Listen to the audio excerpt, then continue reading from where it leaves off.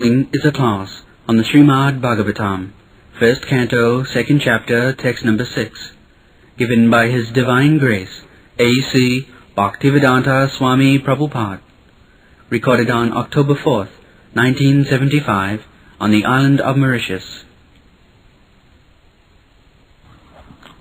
Sabai pungsang paro dharma jato bhakti radhokhari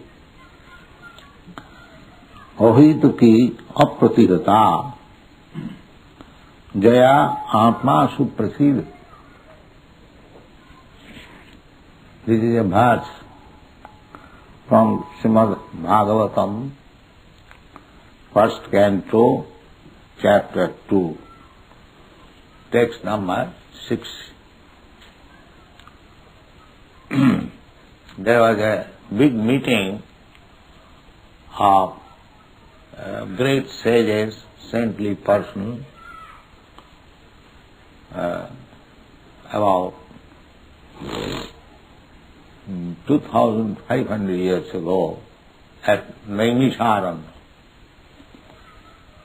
Naimisharanya, still, those who have gone to India, they know, near Lucknow, there is a place,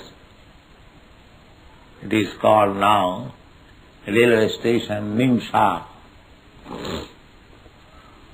There is Naimisharanya. So, there in the meeting, the questions were put by the sages that to summarize the whole range of revealed scriptures. Because in India, the Vedic literatures are many folded. First of all, there are the 4 Vedas, Sam, Yaju, Rik, Atharva. Then they are explained or supplemented by the Puranas, 18 Puranas. Then they are further explained by 108 Upanishads.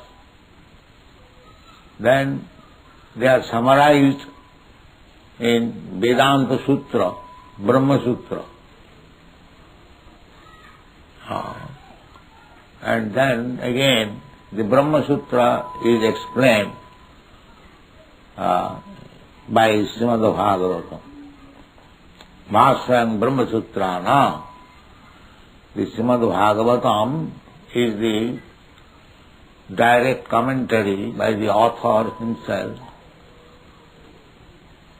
Therefore you will find at the end of each chapter of Srimad Bhagavatam, Srimad Bhagavate Mahapurane Brahma Sutra Bhasya. Bhasya means commentary. Commentary means to explain. Just like in the Brahma Sutra, the first aphorism is Athat Brahma Jigyasa. This human form of life is meant for inquiring about the absolute truth. Brahma means absolute truth, the supreme truth. So, it is said that the human life should not be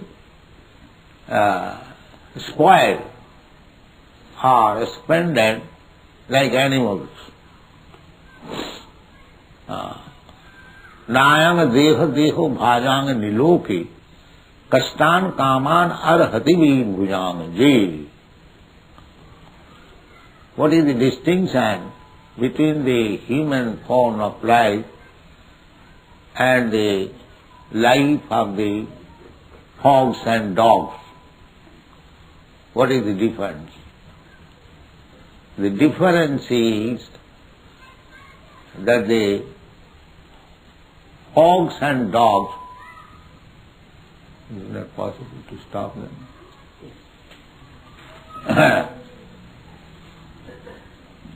We'll find the hogs and dogs whole day they are searching after eatables where there is some food. Where there is some food. That is hogs and dogs' life. The condemned life, they cannot have any peaceful life.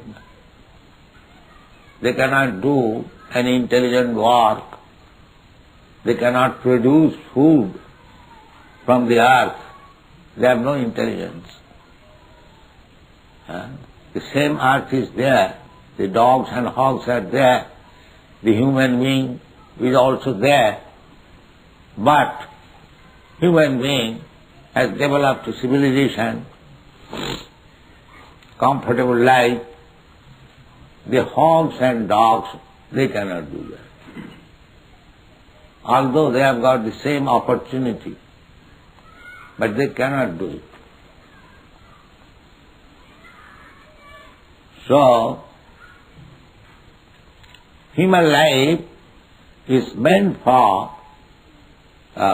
living very comfortably, brain clear, to understand what is absolute truth, what is our life, what is the goal of life, because the hogs and dogs, they will also die, and we will also die.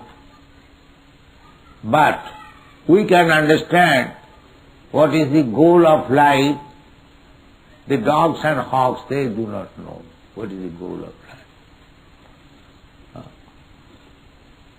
Therefore, in the Vedanta Sutra, the first aphorism is advice that human form of life, it doesn't matter where that human form of life has happened. It doesn't matter. Either in America or in India or in Pakistan or anywhere. Human life is human life. So their business is to inquire about the absolute truth. That is the injunction of the Shastra. Therefore, we find a form of religion in the human society. It doesn't matter whether Christian society or Hindu society or Muslim society or any other society. Because they are human beings, there must be a type of religion. And what is that? Religion. Religion means to understand God. This is the sum and substance. Religion means to understand God. In the Shastra it is said, religion means dharman tu sakshat bhagavat pranitam. Religion means the codes and the rules and regulations given by God. That is religion. This is the summary, a short definition of religion. If somebody asks you, what do you mean by religion? The immediate reply is there in the Shastra, dharman tu sakshat bhagavat pranitam navai vidu virishayo napi deva.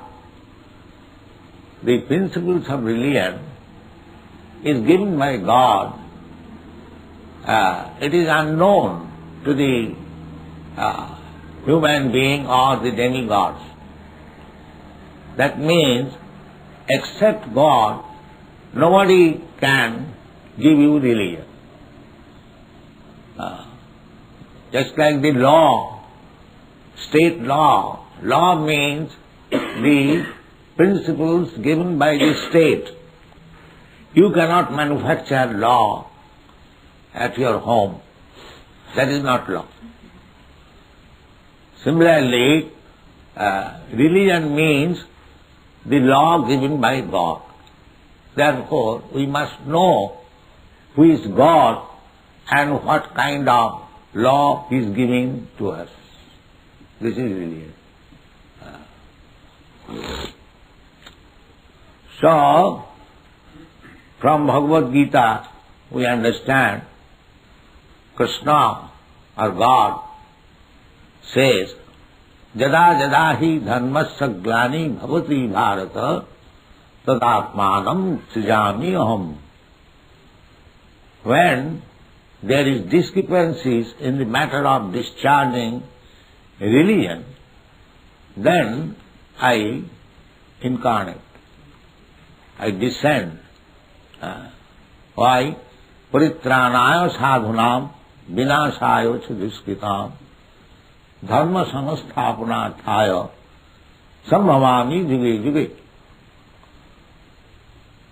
So, religion is disturbed by duskritina, demons, and those who are saintly persons, they execute religion.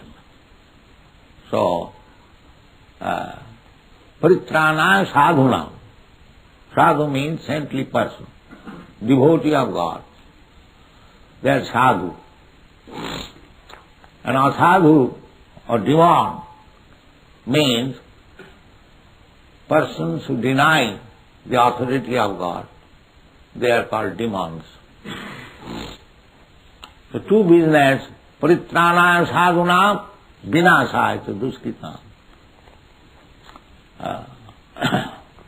To curtail the activities of the demons and to give protection to the saintly person, I descend dharma samastha, and to establish dharma, the principles of religion.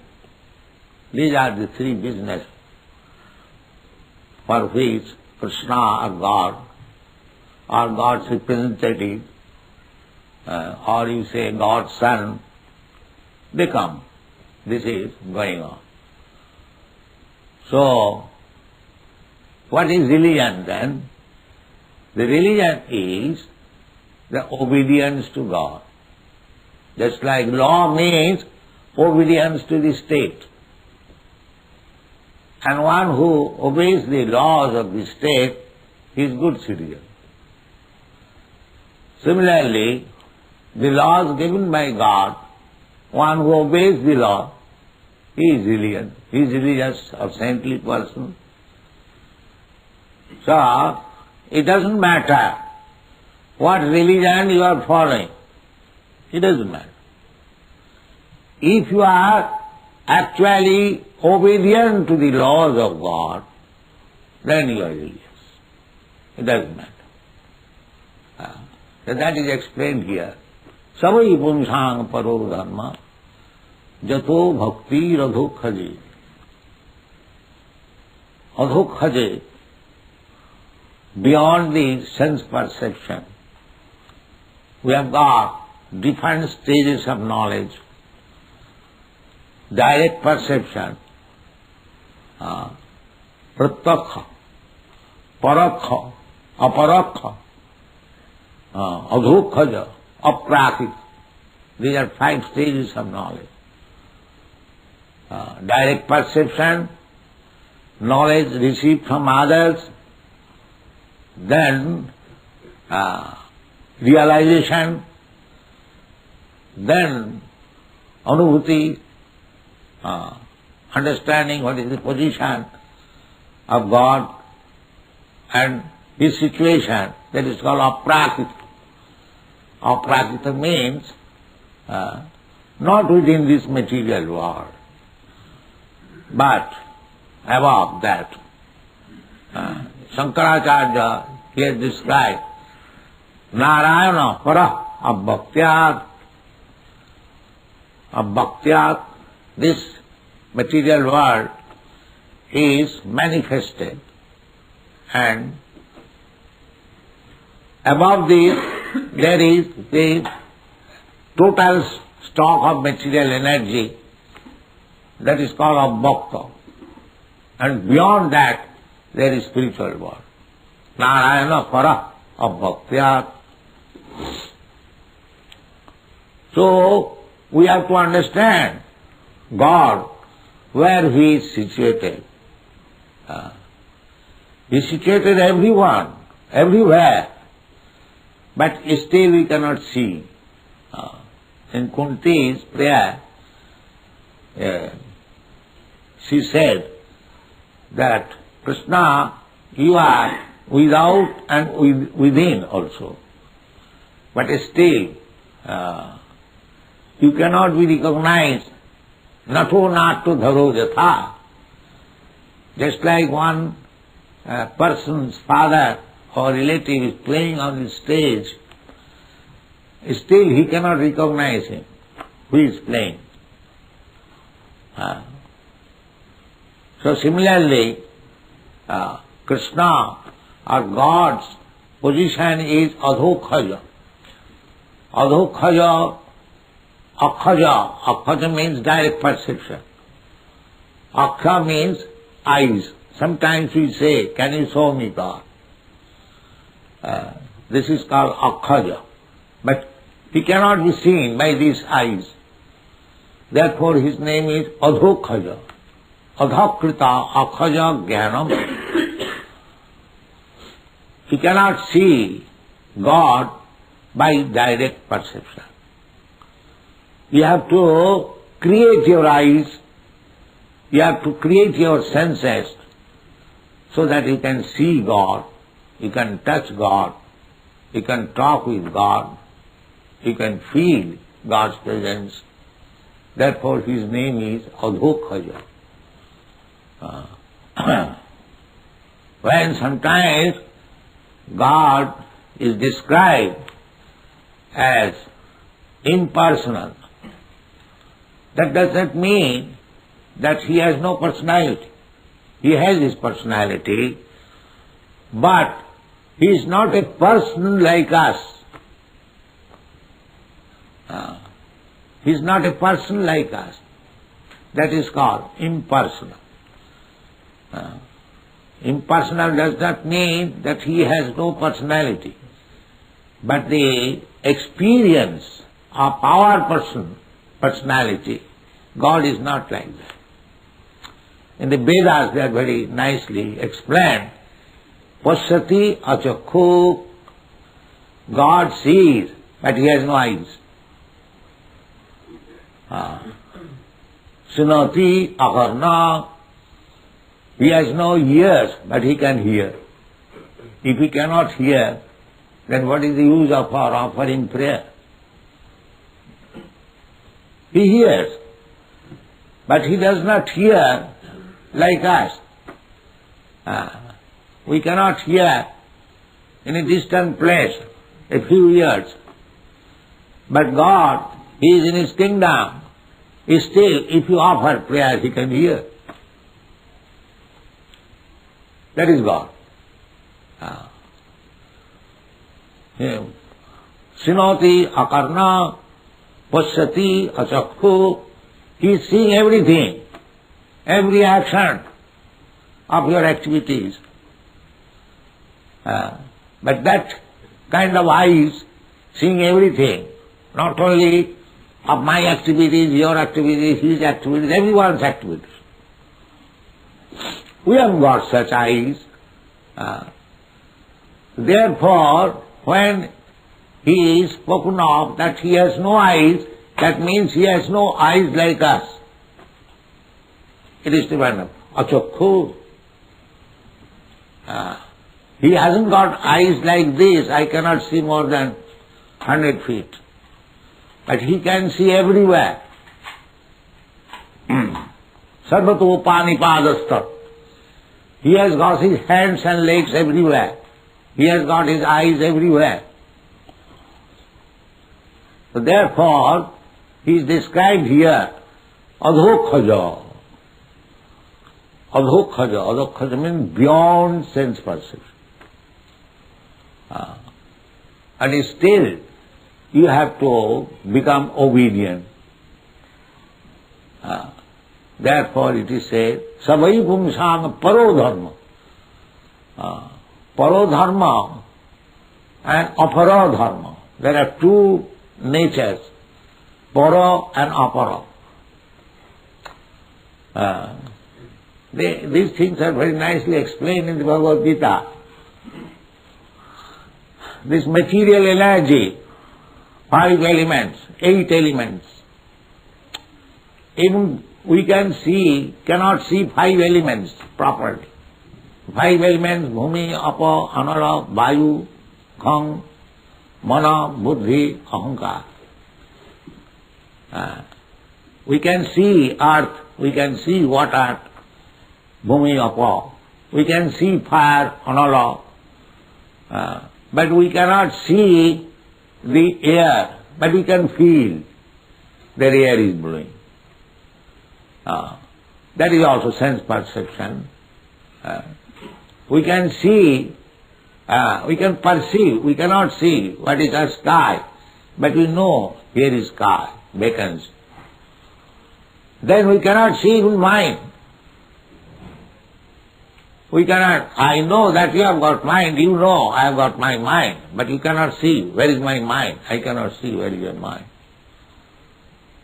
Bhumi rapo analo vayu khangamano buddhi vacha. Bhinda prakriti me astadha. These are different energies of God. And the whole material world is composed of these 5 gross elements and 3 subtle elements. This is called material world. And Krishna says further, aparayam. These material energies, they are inferior energy, apara. Beyond that, there is a superior energy. Aparayam itastu vidhi me prakritim para. My dear John, these gross and subtle material elements, they are inferior energy. Beyond that, there is another superior energy. What is that superior energy? Jiva bhuta mahabhayo jayedam dharjate jagat. That is that living being. We are all living beings. So we are superior energy. You are exploiting the material resources. Therefore you are superior. We are molding the material energy to our satisfaction. So we belong to the superior energy. So at the present moment we are engaged in the activities of material energy. Just like we are economists, nationalists, scientists, and so on, so on. That means all our engagements are within this material energy. Even psychologists, mental speculators, philosophers, all material energy. But that is not our superior engagement. The superior engagement is explained here. Sabai pungsang paro dharma. Superior engagement means to remain engaged in devotional service of the Supreme Lord. Sabai pungsang paro dharma. Jato bhakti radhokha. Bhakti means devotional service. When you understand the adhokhaja, the supreme, the absolute truth, then we understand our position. Our position is eternal servant of God. This is our position.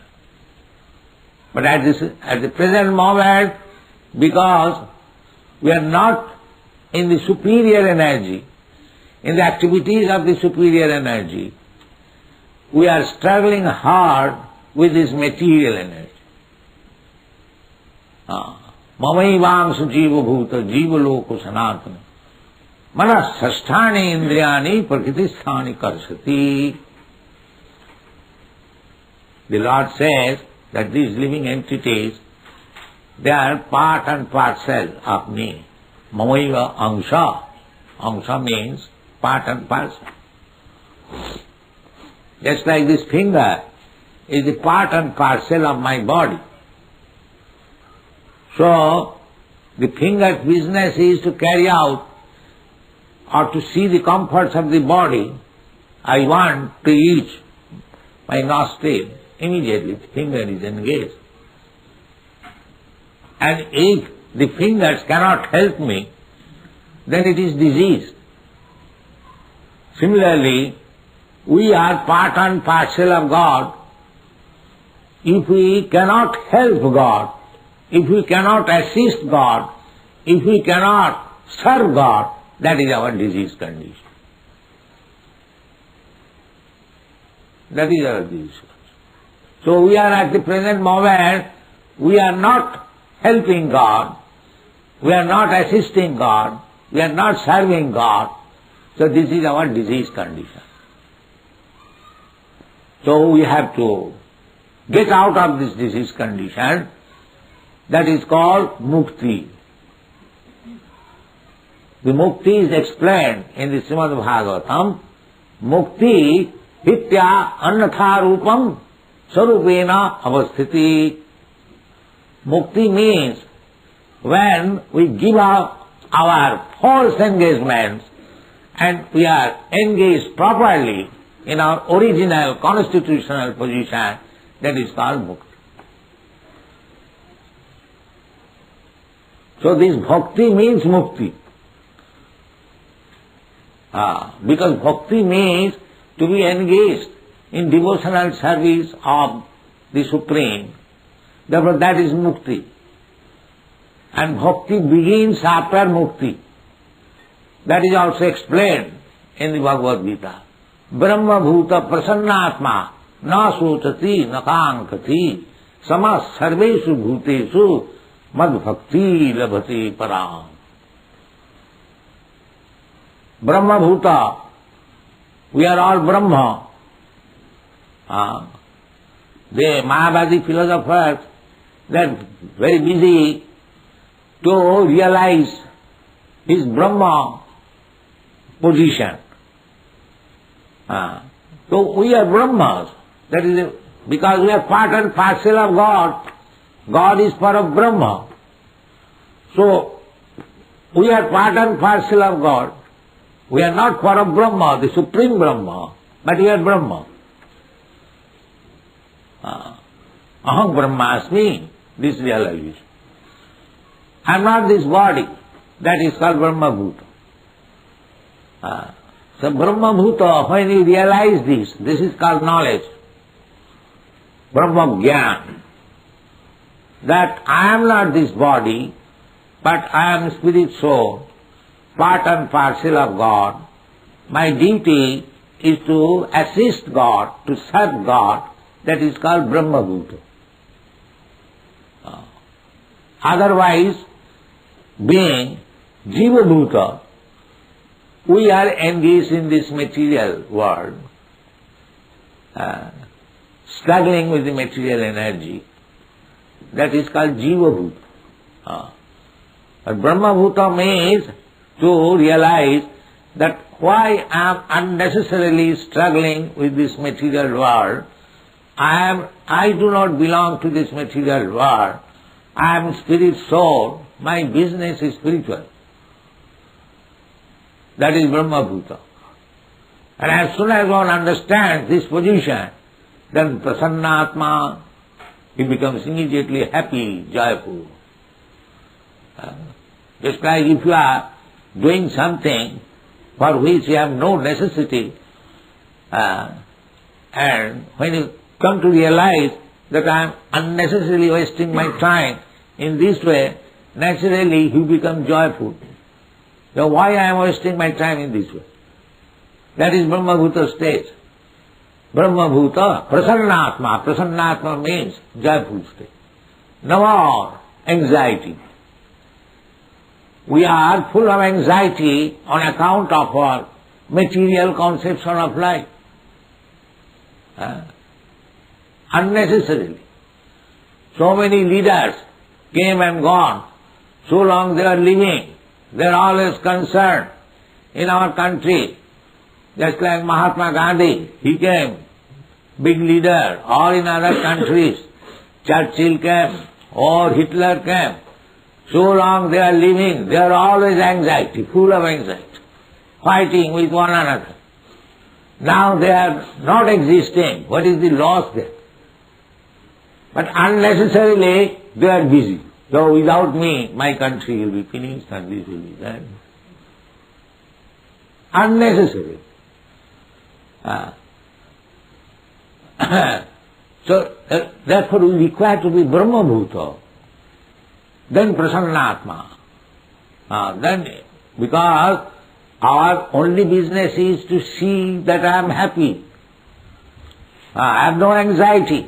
That we are searching after, every one of us. So that anxietylessness is possible when we come to this stage.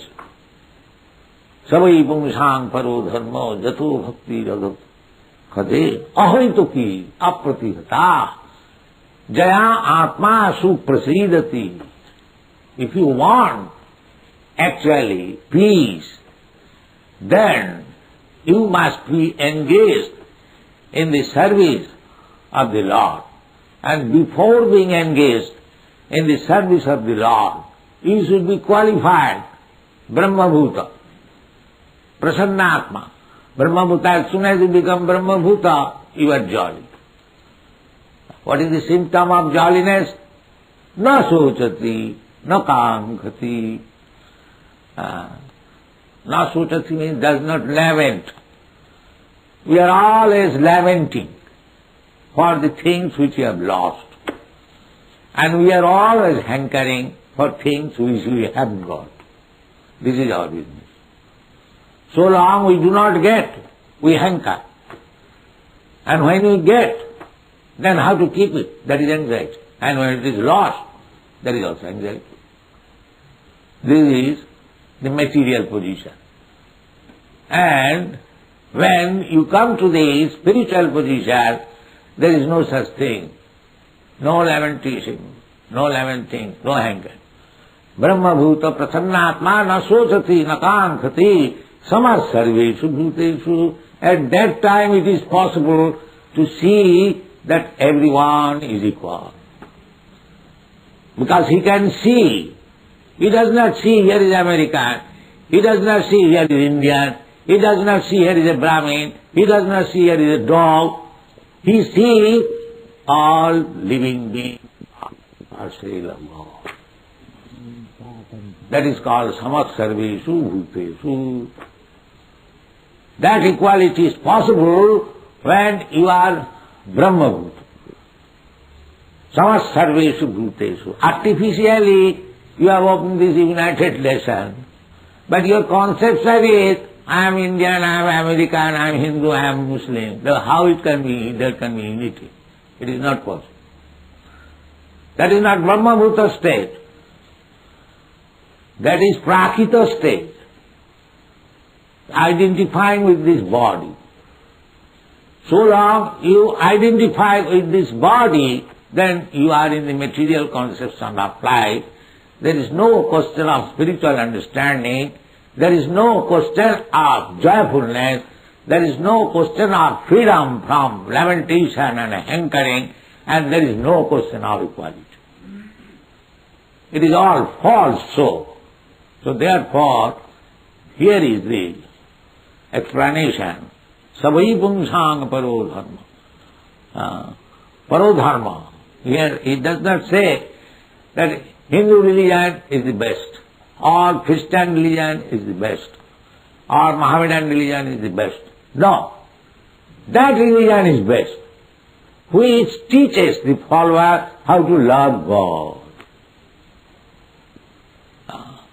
Sabai punishang paro dharma jato bhakti radhukhaye. If one is lover of God, then he is lover of everyone. Because he knows everyone is part and parcel of God. If you love your father, then you love your brother. But if you do not know who is your father, then how you can say universal brotherhood? This is all hypocrisy. He is everywhere. He is only present. Yes. He is present within your heart.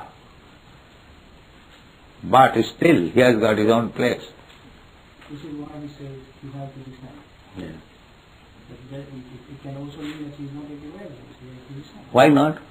That is God. That is God. You are thinking in your terms. Because when you are at your home, you are not everywhere. You think God is like that. This is what That is your deficiency. Why do you compare yourself with God? That is your deficiency. philosophical point of view. Not philosophical point of view. You are thinking God in your own terms. Because you are imperfect.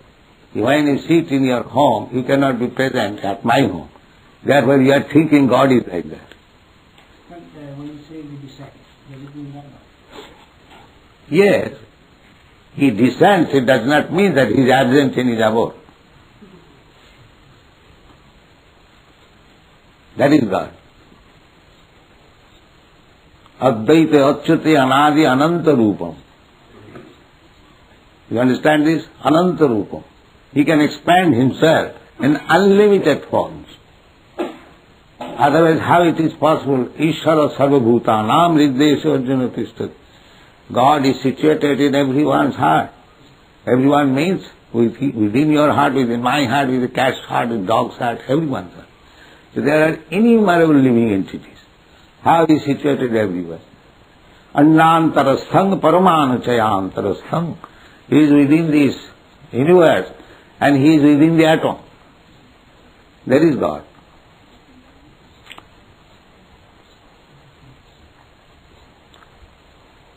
Swamiji, Yeah. you are accepted to reply a question put by a young man. You do kind to answer also to an old man. Hmm? What is that? Among the group, if I have well understood, that you have already accepted one question from a young man, Hmm. so now would you kindly accept a question from an old man? Oh yes. You are neither old, he is neither young. Pandita Samadarshana. Yes. Yes. In your lecture, Swamiji, if I don't mistake, you have mentioned many authorities, beginning with the Veda, Brahma Sutra, Bhagavad Gita, Bhagavatam, and Mahabharata. Do you accept also Oh, yes. as an authority? Yes. Because it is given by Vyasdev, therefore it is also authority. We have all listened to you very attentively. Ramayana, Valmiki Ramayana, that is also authority. We have listened to you very attentively, and I have no doubt that the audience have learned much, which if put to practice will help us in some way to realize what we are and to realize God. Now, if God Himself comes to teach to someone in this world, and he has learned from God directly, and he is satisfied that he has learned, that he has understood, can he, a few minutes afterwards, forget that he has received instruction from God, and can he depart in a very ridiculous way from God, from what God has taught him in person? A ridiculous way? If I have read, What is that? Ridiculous. I have read aright, No. First of all, correct yourself. What is the ridiculous way? if after receiving good education you act contrary to that education, What is that? Yeah, it is ridiculous. If you receive a good education and then you act contrary to that education. If one has received good education, he cannot act contrary to it. But this is what, if I have understood. So, a person who has got real education, he cannot be ridiculous. That's why you are saying that. Explain my position. No, don't say anything which is contradictory. Education does not mean ridiculous. No, education is not. That means he is not educated. I have not said that education is ridiculous. I say the one who has got good education from a teacher. So he cannot act ridiculously. If he acts ridiculously, then he has not good education. So if I have well understood. You have not well understood. You say a person who has got education, still he acts ridiculously. That means he has no knowledge what is I education. explain myself well, but if you wish to be... So if you cannot explain yourself, how can I continue to hear it? But 1 minute more patient, I will explain how. No. If you speak ridiculously, how can I hear it? I know. I speak You more. say that one man has got education and he acts ridiculously. This is your statement is ridiculous. If a man who has had good education... No, he has no good education. You cannot say that. Well, If he acts ridiculously, that he has no good education. Well, let me put it another way. In the Bhagavad Gita, is there a passage, is there a chapter where Arjuna says, I have heard all your teachings, now I have understood the truth, or not? So you have to hear and you have to understand. Then you can speak. Otherwise you will speak ridiculously. No, Arjuna has said that he has heard God himself speak to him and that he has understood the truth. Yeah. And that we are all, as you have said, a little bit of a finger in a body and the finger must serve the body. So you have to approach such person who has heard God, just like Arjuna. The next day he goes on the battlefield and he hears that his son has been killed. He loses all his self-control and he says, I am going to throw myself in the fire. I have lost my son. Is that the action of a man who has heard God himself speak to him? This is what I want to ask. Yeah. You mean to say Arjuna? What is your statement? You mean to say Arjuna? Yes. So Arjuna, he, of course, sentiment, just like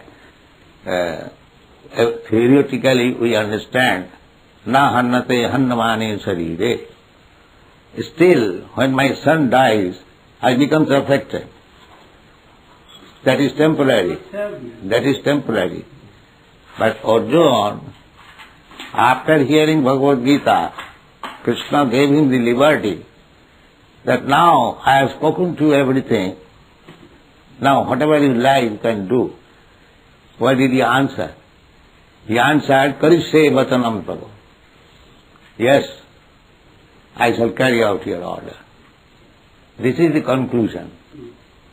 That temporarily you may be disturbed under certain circumstances, but if your conviction is that I shall act according to the order of God, that is final. That is final. He did not act against the will of the Lord. That is his victory. Temporarily he might have been disturbed when his son was killed. That is a different thing. Everyone becomes. But that does not mean he stopped war. That is wanted. What was the final conclusion? He did not leave the war field because his son Abhimanyu was killed. Therefore he left, no, I don't want to fight. No, he did not do that. He was affected for the time being, that is natural. But finally he concluded and he said, yes, Karishe vachanam tava, nashto mehim moha sitil labdya. My illusion is now over, I shall fight. That is the right conclusion. Thank you. May I ask a question? And what my friend has just said about the teaching of the battlefield, Sri Krishna, the verse about him. Yada yada hi dharmasya grani bhavati bharat. It's an oft-repeated phrase or shloka which has gone deep into the subconscious mind, especially the Hindu, have taken it probably because of the wrong interpretation. That why should we go and tie ourselves or make effort if we are in trouble? Let us wait for the God to come down to the earth and He will help us and do what we need or defend us or establish the That is your instruction. That is not God's instruction. But it has been. No. According to my God says that here is injustice, so you should fight. God says that. God never says that I am God, Krishna, I am your friend, you sit down idly and I shall do everything. He never said that.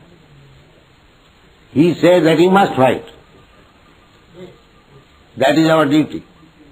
Not that God has given us hands and legs and we sit down idly and let God do it. This is not devotion. Then you agree with me that this oft-repeated shloka has created a state of fatalism among the Hindu community. What is that? That's the yada yada. Fatalism. Huh? This verse created fatalism, and that's fatalism, a sense of hopelessness.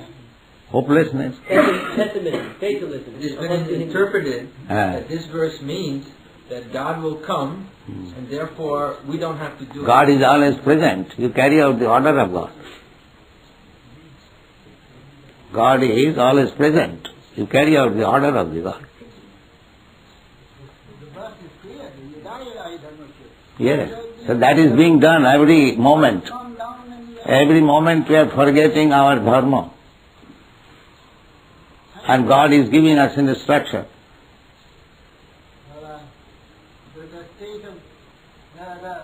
the state of fatalism which is prevalent in India and everywhere in this moment. It is not spoken to India, it is spoken to everyone. But these are the things. India, why do you bring India? God is not made for India. But I'm not knowing India, but I know India. So why you say it's India? I have seen India, I know India. Now why you bring India at all? God is not meant for India. It is Hinduism. Let us Now God is not meant for Hindu. No, I'm not talking about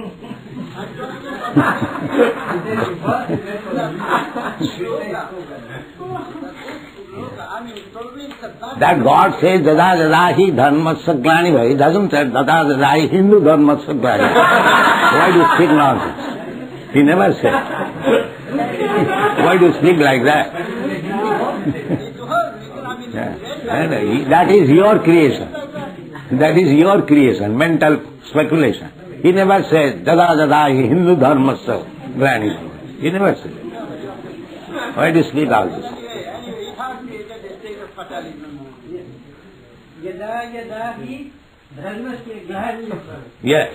When there is unrighteousness, Yes. I come in this world, Yeah. to reinstate righteousness. Yeah, that And is we it. have not come now. There is no unrighteousness in this world. He has come, but he has no eyes to see. He requires the eyes to see.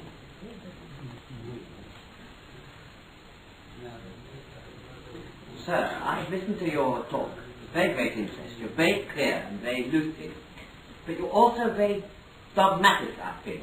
Is there any area of doubt in your own philosophy, or are you quite certain in every field? What is that dogmatic? Dogmatic, you are very... When you have a question put to you, you are very clear what the answer shall be. Very clearly. Have you any doubts yourself that have not appeared to us? So you answer. You are American? Huh? I'm Scottish. Scott. Amen. In Scotland you have got also, Edinburgh you have got a temple. But you seem very, your philosophy seems very clear cut. Thank you very much. Are you well satisfied with that there is no area of doubt? And therefore, it is appealing more to the Western countries. Yes. Mostly, it is very acceptable in the Western countries.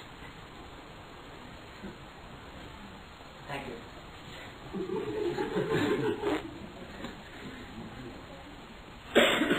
So, chant Hare Krishna again.